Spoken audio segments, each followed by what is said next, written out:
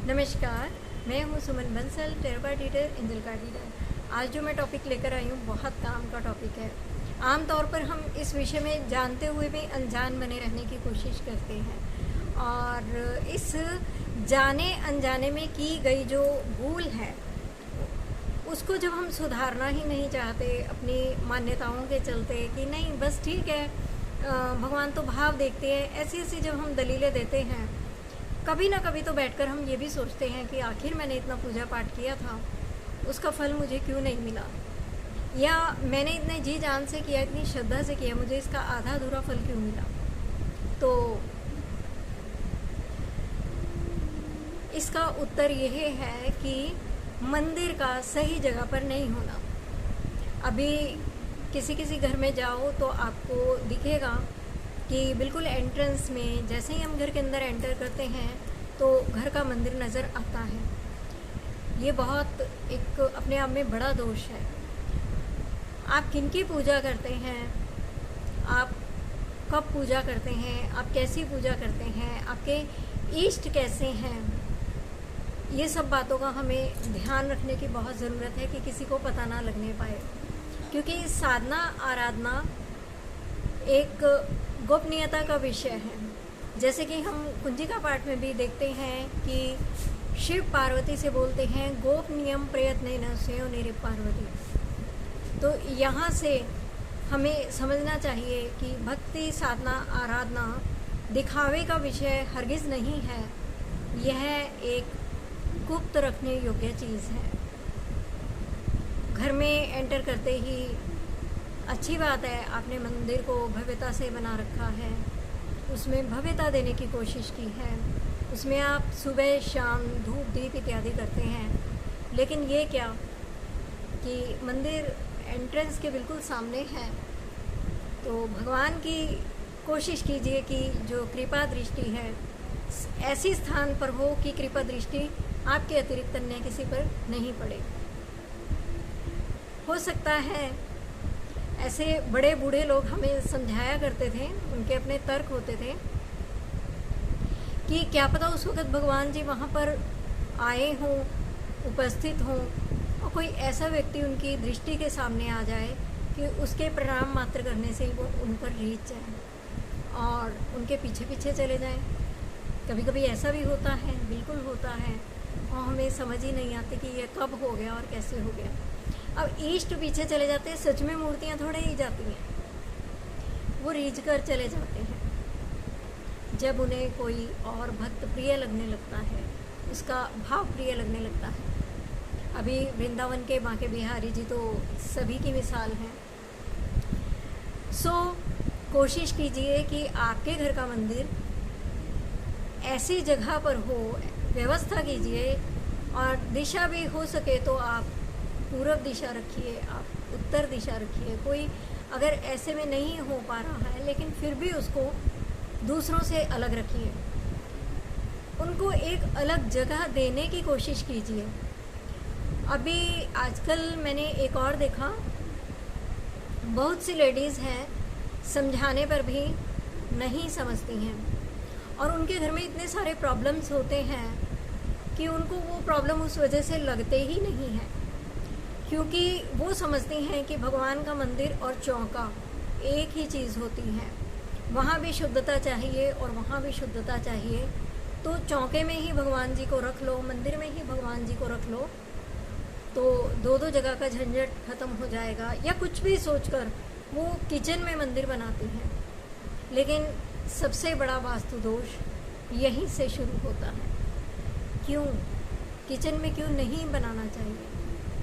Kitchen में अनेक प्रकार की रासायनिक क्रियाएं होती हैं, छौंक लगते हैं, तरह तरह के छौंक, तरह तरह के मसाले, दालें, और बहुत सी चीज़ें होती है। जब हम बनाते हैं तो बहुत सी रासायनिक क्रियाएं होती हैं, जिससे भगवान के मंदिर का जो ऑरा होता है,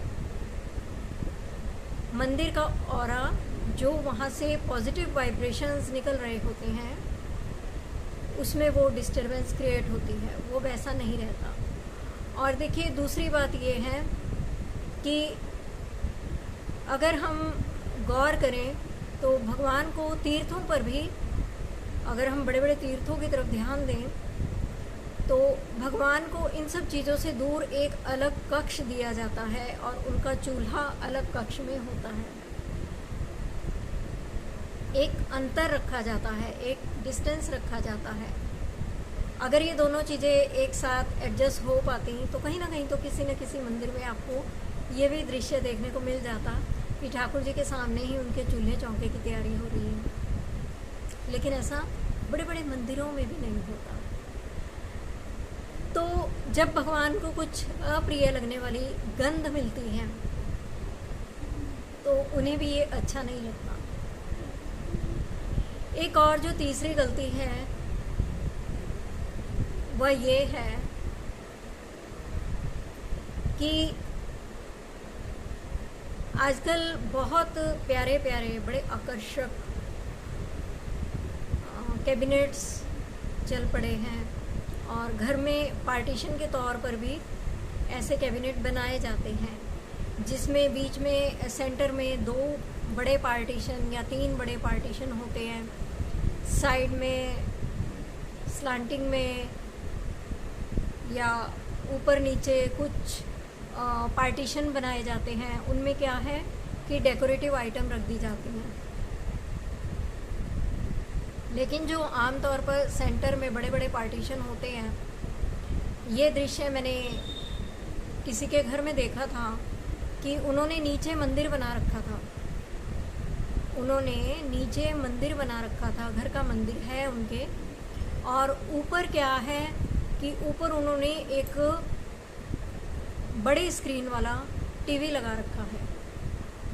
अभी आप गौर कीजिए, हम अपने धर्म स्थानों पर जब जाते हैं तो भगवान का जो मुख्य कक्ष होता है आम तौर पर उसके ऊपर कुछ भी नहीं होता, कुछ कमरा आदि का निर्माण नहीं किया होता, उस जगह को खुला छोड़ा जाता है। वहाँ पर गुंबद होते हैं। हम घरों में वो सब नहीं कर रहे, लेकिन हमें इतना तो यहाँ से समझना चाहिए कि भगवान के सिर के ऊपर ऐसी चीज़ें नहीं होनी चाहिए। आप गौर कीजिए कि जब हम वृंदावन जाते हैं तो जब भगवान जी का दर्शन करना होता है, बड़ी मध्यम सी रोशनी होती है कक्ष में। और मैं भी जब पहली बार मैंने ऐसा देखा तो मैंने गोसाई जी से पूछा था कि इतनी डिम लाइट क्यों है, तो उन्होंने बोला कि बाल गोपाल जो है ना बहुत नाजुक हैं, तेज़ लाइट से वो चौंक जाते हैं, उनको अच्छा नहीं लगता, इसलिए मध्यम रोशनी में उनका दर्शन कीजिए। और ये भी नहीं है कि हम खड़े खड़े सीधे गए, धड़ाम से गए और दर्शन कर लिए, तो ऐसा भी नहीं होता। वहाँ पर बैठ बैठ कर जाना होता है। आप में से बहुत से लोग गए होंगे तो वो इस चीज़ को उन्होंने फॉलो भी किया होगा, उनको पता होगा। तो बैठ बैठ कर जाने के लिए गोसाई जी ने बताया था कि बाल गोपाल जो हैं बहुत ही नाजुक प्रवृत्ति के हैं, और कोई व्यक्ति किसी मन अवस्था का होता है, कोई कैसी मन अवस्था का होता है, तो उन पर उनकी परछाई ना पड़े, हमारे बाल गोपाल जो हैं वो बीमार ना पड़े। देखिए भाव है, भगवान कभी बीमार नहीं पड़ते, लेकिन ये भक्तों का भाव होता है, तो उस चीज़ को बचाने के लिए उन्होंने ऐसी व्यवस्था की। और तीर्थों पे ऐसा भी है कि चुपचाप भगवान का शांति के साथ दर्शन किया जाता है। अभी आप ये बताइए कि जिस घर में मंदिर के ऊपर टीवी रखा हुआ है, टीवी में हर तरह के गाने चलते हैं, हर तरह की अश्लील सामग्री भी होती है, बहुत कामोत्तेजक चीज़ें भी होती हैं। टीवी में दिन भर कुछ ना कुछ चलता रहता है। दिन भर भगवान के सिर पर हमने धम धम धाएं धाएं बजाया उस टीवी को, और वॉल्यूम इतना तेज रखा कि 10 घरों में इधर और 10 घरों में उधर तक आवाज़ जाती है। क्या आप समझते हैं कि भगवान को यह वाणी प्रिय होगी? उनके लिए, उनके सम्मान में यह स्थिति जो है बेहद अप्रिय है। ये 3 दोष जहाँ भी होंगे, वहाँ भले ही आप कितना भी पूजा पाठ कर लीजिए, जप तप कर लीजिए, कुछ भी कर लीजिए, वह फलीभूत नहीं होगा। कृपा में हमेशा कमी रहेगी। कभी भी ये मत कहिए कि भगवान झूठे हैं, और कभी भी ये मत कहिए कि ये पूजा पाठ व्रत दान इत्यादि सब झूठे हैं।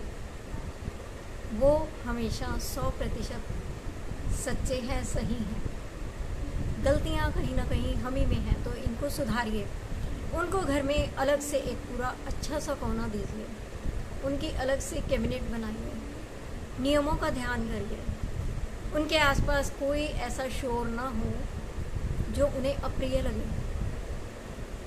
और आप कभी गौर कीजिए, आप गीता पढ़िए, आप रामायण पढ़िए, आप भागवत जी पढ़िए, तो उसमें भगवान स्वयं कहते हैं, जो मेरे इन प्रिय नामों का कीर्तन करता है, जो ये मेरा प्रिय कार्य करता है, मैं उसको सदा सदा के लिए ये प्रदान करता हूँ, वो प्रदान करता हूँ। इससे इस फल की प्राप्ति होती है, उससे उस फल की प्राप्ति होती है। तो हमें भगवान के प्रिय कार्य ही करने चाहिए। कोशिश कीजिए कि उनके कॉर्नर में उन्हीं के प्रिय कार्य हों, अलग से स्थान दीजिए। वो कोई डेकोरेशन आइटम नहीं है कि आप सभी को दिखाएं कि आपका मंदिर कैसा है, आपने कितना खर्च किया है, आपके भगवान जी कैसे लगते हैं। जिस दिन आप इन चीज़ों को समझना शुरू करेंगे तो आपको आपके पूजा पाठ का निश्चित ही फल मिलेगा। Thank you.